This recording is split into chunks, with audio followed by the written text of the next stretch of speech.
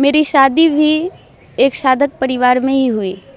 उसके बाद हमने सोचा कि पूज्य गुरुदेव जैसे बताते हैं कि दिव्य संतान आने चाहिए, तो हम दोनों ने विचार किया कि हमारे घर भी दिव्य गुणों से युक्त दिव्य संतान आए। तो उसके लिए हम सबसे पहले यहाँ अहमदाबाद आश्रम में आके अनुष्ठान किए।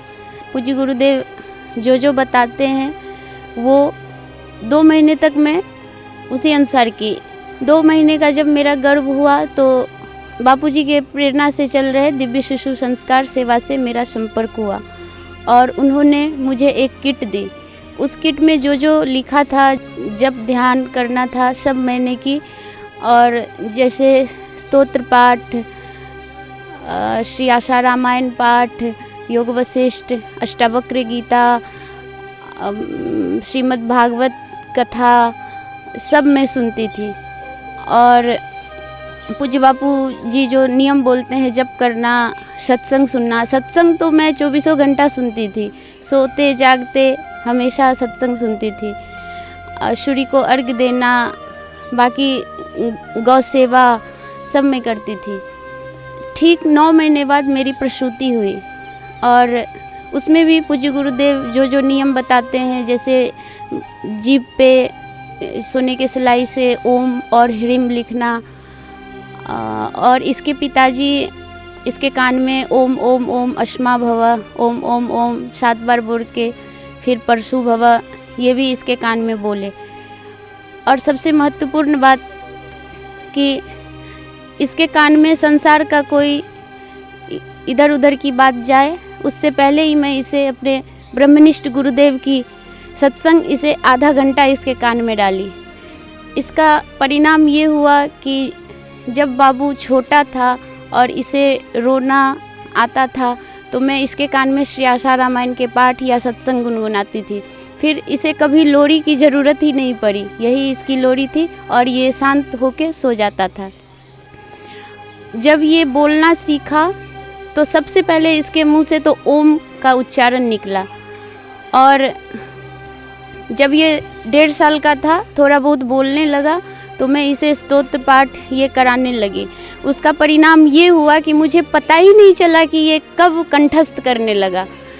धीरे धीरे मैं देखती गई कि इसे सब कुछ याद ही हो रहा है, और अभी परिणाम सामने है कि इसे पूरी गुरु गीता, भगवत गीता के बहुत सारे अध्याय,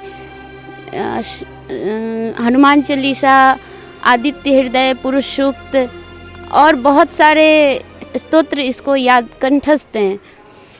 हरिओम, मेरा नाम चिन्मय है, अच्युतम केशवम कृष्ण दामोदरम राम नारायणम जानकी वल्लभम राम नारायणम जानकी वल्लभम।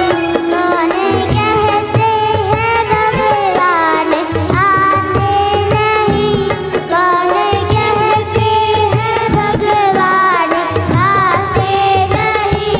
तुम मीरा के जैसे बुलाते नहीं, तुम मीरा के जैसे बुलाते नहीं।